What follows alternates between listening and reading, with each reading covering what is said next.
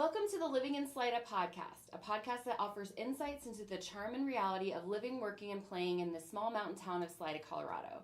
I'm your host, McCarthy, a realtor that specializes in buying and selling in the Salida, Colorado area. In addition to helping people buy and sell property here, I love connecting with the wonderful people of our community, learning about their experiences in our town, and sharing these little slices of life in Salida with you. Today we're chatting about one of the reasons Salida draws people to live and visit here, the trail systems. We have two major trail systems right near Salida, the Arkansas Hills Trails and the Methodist Mountain Trails, which together offer 70 miles of single track that are enjoyed year-round by mountain bikers, hikers, and runners. And with me today is Jon Terbush, the Executive Director of Salida Mountain Trails, which is the nonprofit that manages these beloved trail systems, as well as part of the iconic Monarch Crest Trail. Did I get that right, Jon? All right. Yeah, thanks for having me. Perfect. Yeah, thanks for being here. So first, I wanted to start with you, and then we'll talk a little bit more about trails and what Salida Mountain Trails does for our trail systems. So how did you get to Salida? What's your origin story? Origin story. Give some abbreviated backstory. So, grew up in New England. Okay. Always wanted to live out in Colorado. Kind of when I was in high school and college, applied for a bunch of jobs out here. As I was just mentioning before, kind of getting started here. Yeah. I was a reporter and editor for quite a while, and just those jobs always kept me between Boston and New York. Okay. Eventually transitioned into working for nonprofits. Worked for one that I was able to work remotely and moved to Denver. Okay. And so kind of got my feet wet there, but knew when I moved to Colorado, to Denver in the first place, that I wanted more of a mountain town to eventually live in. Some of those, instead of just like seeing the mountains out the door, I wanted to be able to hike, bike, around everything just right out my door to get out into nature. Totally. So found out about Salida.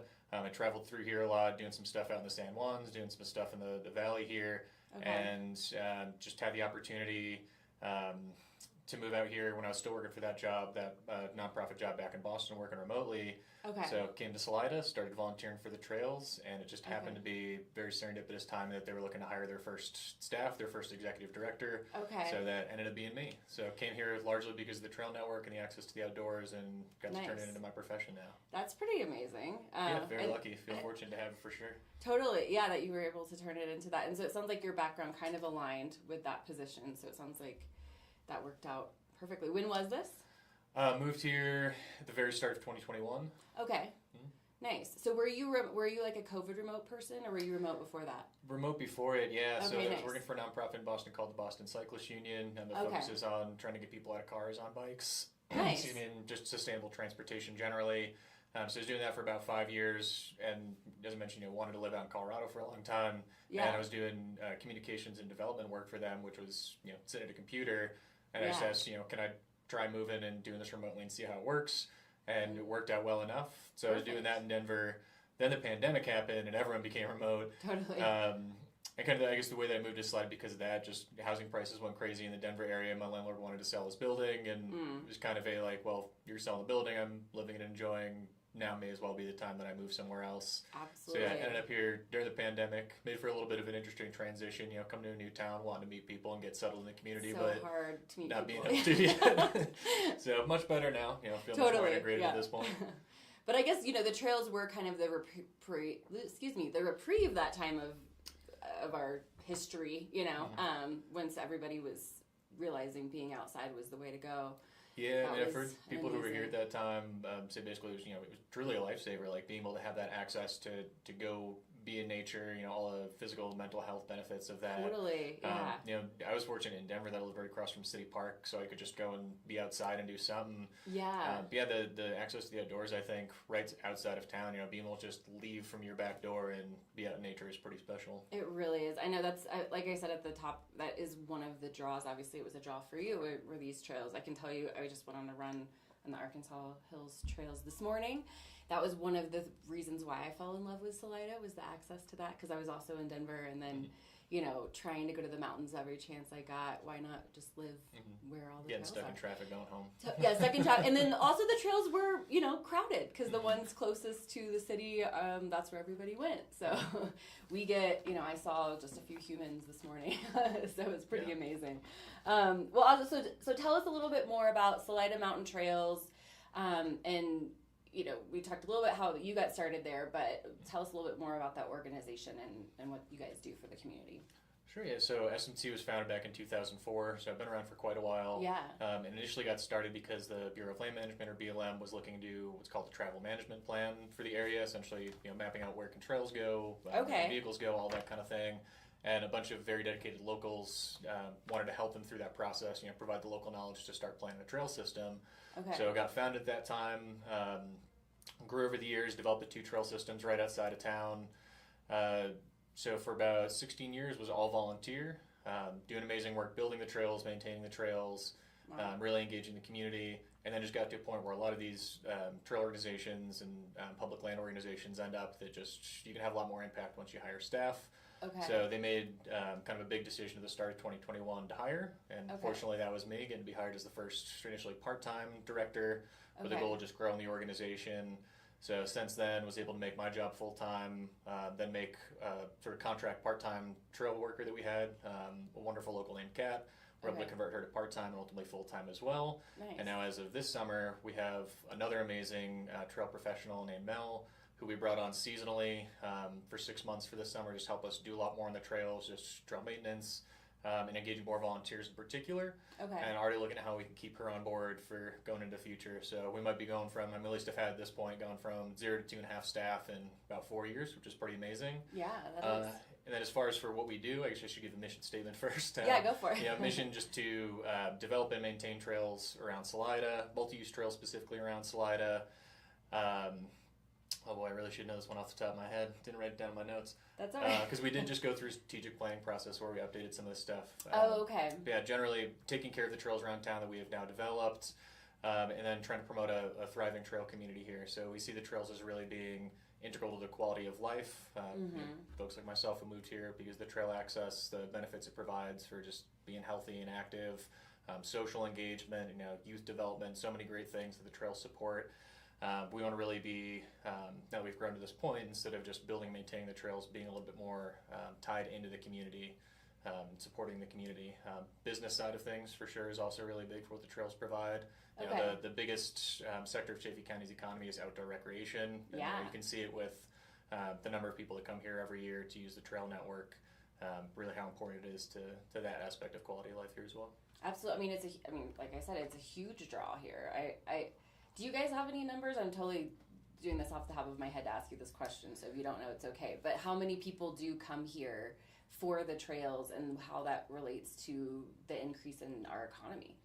Yeah. Do you have an idea? No, really good question. So in good timing, one of the projects that we're just going to start working on this summer is looking at kind of an economic impact study, something more specific to our area. There's a study recently by the Trust for Public Land about specifically the economic impact of mountain biking to communities. Oh, okay. So there's some data we can extrapolate from that. But we'd like to see a little bit more specific to our area, and not just to mountain biking, but the trails overall. As far as data, we do have, based on trail counters that our land managers have out there, we know about 400,000 trips are getting logged every year on the trails. Oh, wow. Okay. So just for reference, that's more than all the annual traffic on every 14 are combined. Wow. For a town of 6,000 people here in Salida, that's quite a lot. A lot of it is on weekdays. Locals truly benefit by having that access, 100%, that they can get out there all the time. You were just out there this morning, right? Yeah. But we certainly know a lot of it's locals. We don't quite have the granular data on what's the percent here and there. Sure, yeah. It's, cell phone data is getting a little better. It might be something that we get a little, I don't know. Yeah, a little more into the weeds of that. Feels a little bit creepy to know where people are coming from and all that, but also very helpful for us to know, just more detail about where are people recreating, how are they recreating, where have they come from. We have the very general, we know this number of people have come through here because it tracked someone passing by this gate. But we don't know, is it hikers, is it bikers, is it locals necessarily? Sure. So yeah, would love to tease out a lot more of that information. Yeah, no, that would be really valuable. And we were talking the Arkansas Hills plus the Methodist Mountain, correct? When you talk about that number. Yeah, that's about the 400,000, and then that leaves out the Monarch Crest, which, pretty iconic trail. It's with the International Mountain Bike Association. It's one of their world-renowned epic trails, they call them. Yeah. And it's only open for a few months out of the year, but sees quite a lot of use up there. And a trail that just the first 5 miles of that we adopted last year. In a partnership with the Colorado Trail Foundation, because that's also part of the Colorado Trail. Okay, exactly. Yeah, I actually had the pleasure of speaking with their executive director recently to talk about the Colorado Trail. So, our trails are just so important here. And then I know, did you guys kind of help organize the snowplow on? Because Monarch Crest is, the top of a mountain, and even though it's July and it's hard to imagine, there's still snow up there. So it's a project we've done for the last few years with Central Colorado Mountain Riders, another great nonprofit in the valley here. They're the motorized trail advocates, so they do an amazing job stewarding their, I don't know how many miles of trail, but all over the place. Wow. And just that area up there, the project we specifically do, it's clearing this just last snowfield, snowdrift really that forms and just kind of packs in there. Yeah. 99.5 whatever percent of the trail is totally open, but because there's that one snow plug, a lot of folks go around. And in that, delicate alpine environment starts to create trail braiding, degrades the delicate tundra. Yeah. So by going up there and shoveling, it just creates that path through so people can stay on the trail. Yeah. Hopefully by next year we won't have to shovel anymore because the Colorado Trail Foundation is doing a reroute around that snowfield specifically. Oh, okay, nice. Just, it's the one last roadblock there. Gotcha. Trail block, I guess. Yeah. But it'll just obviate that issue so people can just stay on trail and get on through there and hopefully be a little bit more enjoyable of a trail segment there as well. Absolutely. Oh, that's a good idea. I didn't know that was happening. So in terms of the trail system, kind of the main ones, the Arkansas Hills and then the Methodist Mountain, you guys work with a lot of volunteers, right, to help both maintain those, and then also you guys are adding new trails and improving upon the ones that are already there. So tell us a little bit more about how you do that and how the volunteer system works. Yeah, just at this point in our organization's history, trail maintenance is our biggest aspect of work. Trail system, there's more developments that we'd like to add to it, certainly, but just 70 miles of trail to maintain, it's quite a lot, and for the amount of use it gets, really takes a lot of effort to keep it in good shape.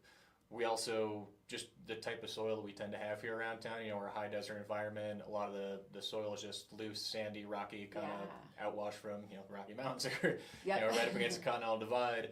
So that type of thing just doesn't lend itself to really holding together well. Okay. And on top of that, because we have, it doesn't really rain here, we're in the banana belt and the rain shadow and everything. When it does rain, though, we get these kind of deluges. Mm-hmm. So what can tend to happen on our trails is just, if it rains, it pours, and if the water can't get off trails, think of it like an avalanche. If it's rushing down the trail, it's going to entrain more material and then create more and more damage. So a lot of the work we're doing is just preventative maintenance, like creating drains, clearing drains, to have those trails be able to shed more water, and then be able to be in better condition. Yeah. So that's generally a big aspect for us with maintenance. How we get all that done is a mix of paid and volunteer work. So the two trail professionals we have on staff do a lot of the maintenance themselves. Okay. And then we rely pretty extensively on volunteers. Just by having a small community, we got a lot of folks that want to be involved. So various ways that we get people engaged. There's a volunteer trail steward program. Think of it like Adopt a Trail, where we train up folks, and then they can go and work on a trail they're choosing on their own. So again, people to take care of the trails they love and use. We have occasional events we call shindigs, basically just big volunteer events where we bring people out on a Saturday, set up a project for them, and try to get a lot of work done at once. Okay. So about one of those a month. With bringing on our seasonal Mel this year, we've been able to add a lot more events. So some new stuff this year. We have a weeknight we're calling them mini digs, just smaller versions of the shindigs. Okay. So every other Thursday night, and those have been pretty popular so far. Second one is tomorrow night, actually. It looks like that one might fill up for volunteers. And then alternating weeks, we're doing a new project or a new program called Strike Team that is getting dedicated volunteers, training them up with a little bit more technical skills, and then really tackling some more difficult maintenance projects. So like what I mentioned with the basic drain maintenance, great project for our big volunteer events to teach someone how to repair a drain, clear it out, make it last longer, and just set people to work like an assembly line using your heaviest tool down to your lightest tool. Yeah. The strike team is going to get some more detailed projects that have been on our radar, some deferred maintenance that just is harder to take care of.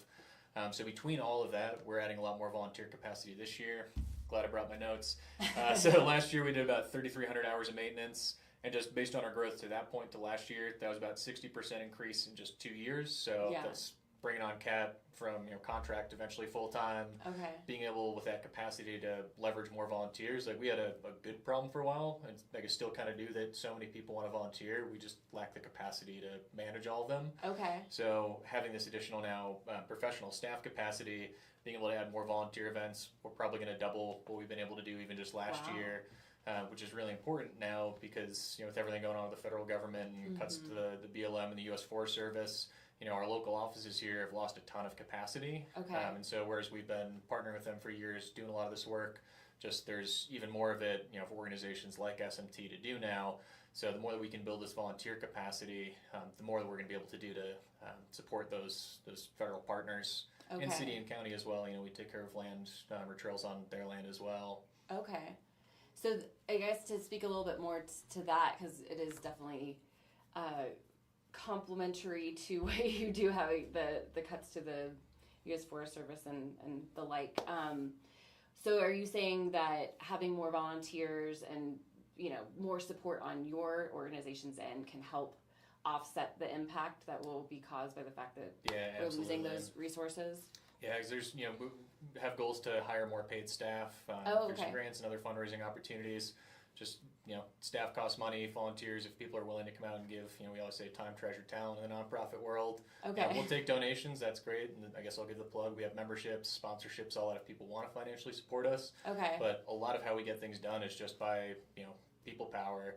Okay. So being able to have the capacity to really manage more of these volunteers and be better internally about setting up projects, like setting these people up for success, having really trained volunteer crew leads that can help us manage more like brand new volunteers.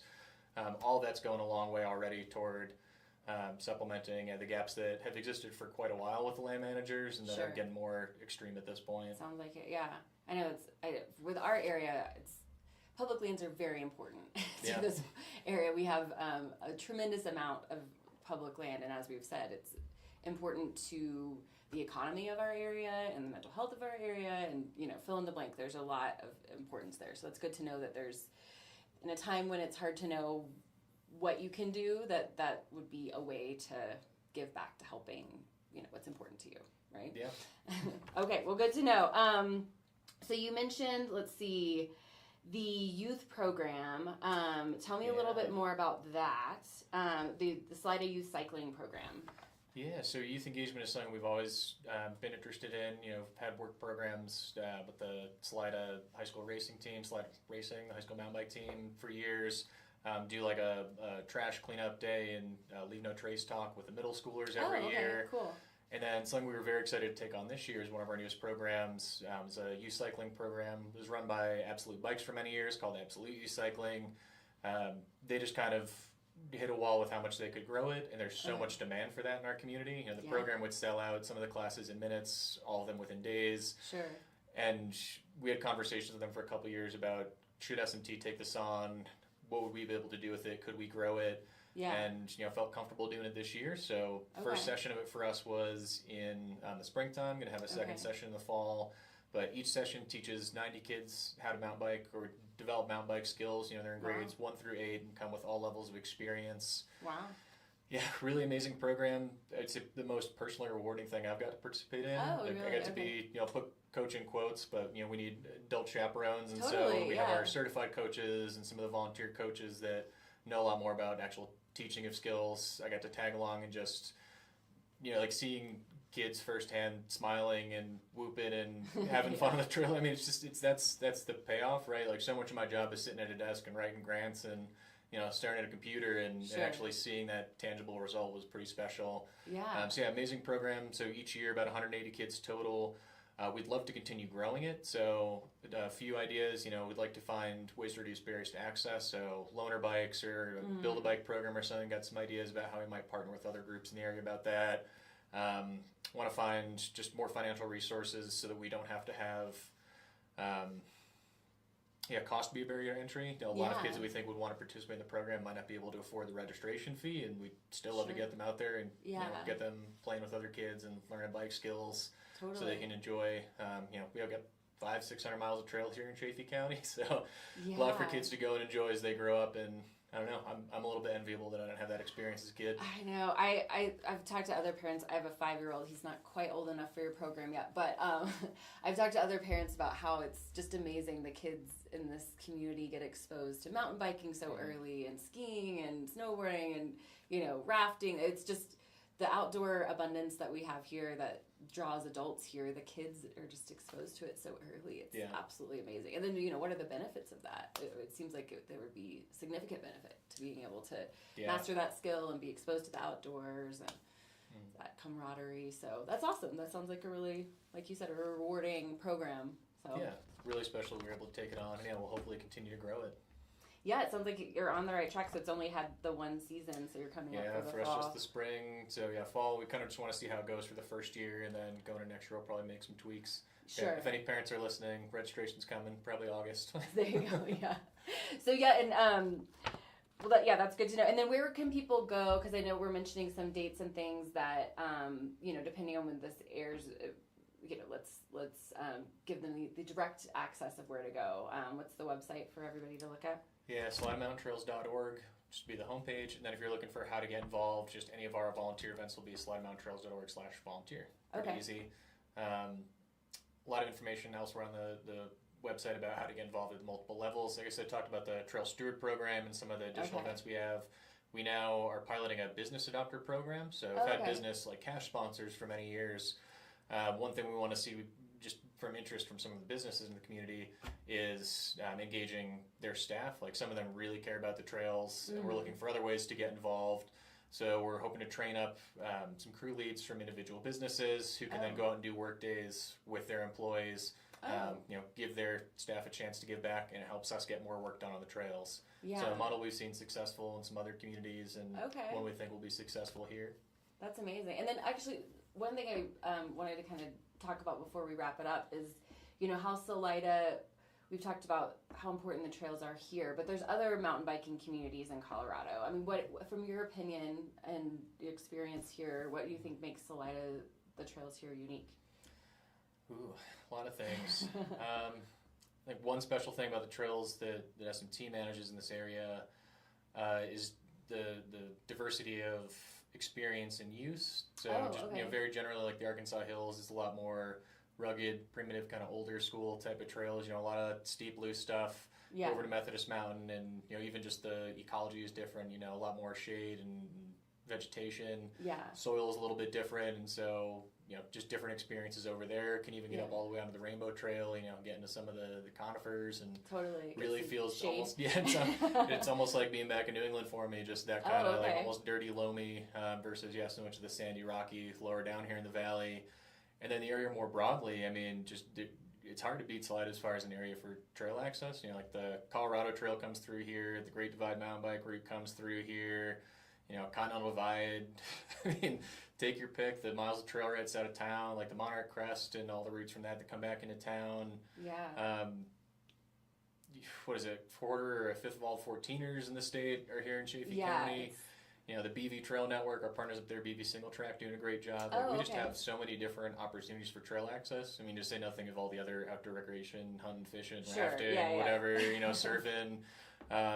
So truly blessed with just the diversity and opportunity that we have here for all those experiences. And I think that's why we see, like a total spectrum of users out on the trails that we manage. There's mountain bikers who are extremely talented and competitive and compete nationally, and trail runners who have been on the U.S. trail running team competing internationally. The high school cross country team, I think it was the boys were tops in the state last year.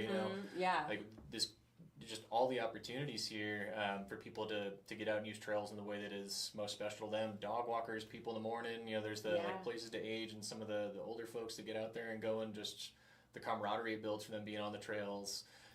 That's something that I don't think you really get everywhere, especially, as much as a lot of it's, vacation destination here. We still have a very strong sense of community. Yeah. I think one of the things that's special to me about SMT is that community support, and it sounds kind of hokey sometimes, but our membership, of individuals is on par with some of the front range organizations. Wow. And we're, 6,000-ish population here versus however many you got in the bigger city areas. Totally. Tons of business sponsors, and just the personal connections that it fosters, like seeing the same people around town and out on the trails, I think really builds that, just that closeness, and makes my job a little bit easy. That when I'm pitching people on support and SMT, they get it. They use the trails. Yeah, you don't even have to convince them. Yeah, they're seeing the kids out there smiling. If they're a business, they're seeing the return on investment. If nothing else, of just people coming to town and shopping at their business. Absolutely. So people really understand it. Whereas I feel like it's a little bit more frayed or diffuse in other areas, bigger cities or even other smaller vacation towns. Totally. Yeah, I think the community aspect to it. It's not just a trail system. I mean, it's the community behind the trail systems. I think that makes it really special. Well, amazing. So, anything else to add as somebody who's interested in trails here that you feel like is, some key takeaways? Whether it's, we talked about how to help a little bit. So SalidaMountainTrails.org if you're interested in all of the ways we discussed. But anything else you'd like to add? No, I think you summed up there what I was trying to fumble to say at the beginning about being more integral in the community. We've always seen the trails as being supportive of the community, but we're trying to do more, whether it's a youth cycling program or another great program we launched this summer, a women's ride every Thursday night. Like we're trying to be out and present and support people and being on the trails instead of just saying, hey, we built this trail, go and use it. Try to encourage people to get out there. Might start doing things like nature walks, that type of thing. Mm-hmm.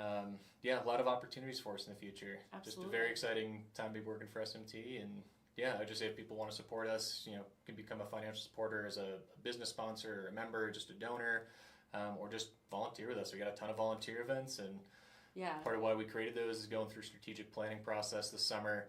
Just we identified that there's a strong demand for more events, different days of the week, different types of opportunities, and we're trying to meet that. So people can just look on your site and see when the next one is and just show up and say, put me to work kind of thing. So we like to have people sign up in advance just so we know how many folks are coming, how many tools to plan for. Our event sponsors, Sweeties for sandwiches, Soulcraft for beer, then High Liquors for NA drinks. Just helps us plan for that as well. To know how many people are coming, dietary restrictions, that thing.